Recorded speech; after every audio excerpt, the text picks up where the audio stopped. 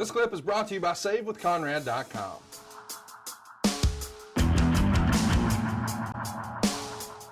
Next up, October 3rd, the beat goes on. Kansas City, Missouri. Once again, you work in second from the top. There's only 1,200 fans here, though, in Kemper Arena.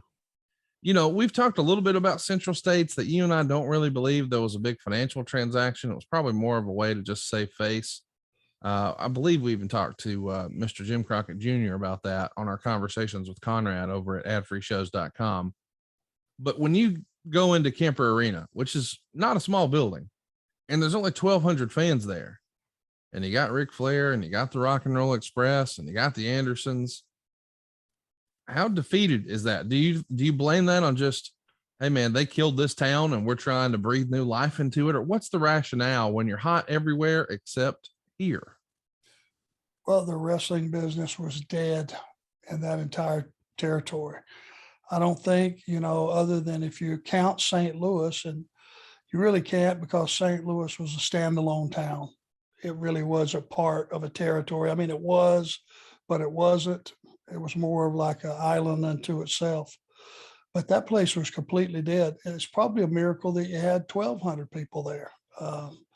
Because, in those days, and when a territory had exhausted everything possible that the audience was willing to swallow or watch or participate in, and you heard about territories dying, it was a real thing. And you couldn't just revive them by bringing in a few stars and jump it from, I'd love to hear what the previous show was. 200 people, and they say it jumped to 1,200. I'm just guessing. But with the regular crew in there, I know that there were a lot of guys that had moved out there and were trying to salvage that territory that were starving to death because they were getting paid off the house. So, 1,200 may not sound like much, and it probably wasn't much for where we were. When we were hitting big. When we were missing big.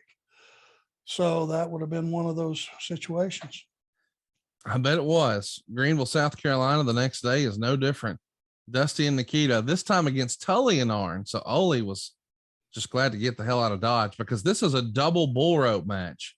Nikita Koloff just wound up like the Energizer Bunny with a bull rope.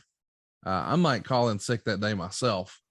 And then there's a TV taping on the 28th in Rock Hill, South Carolina. Ole and Arn are going to pick up a win over Bill Mulkey and John Savage.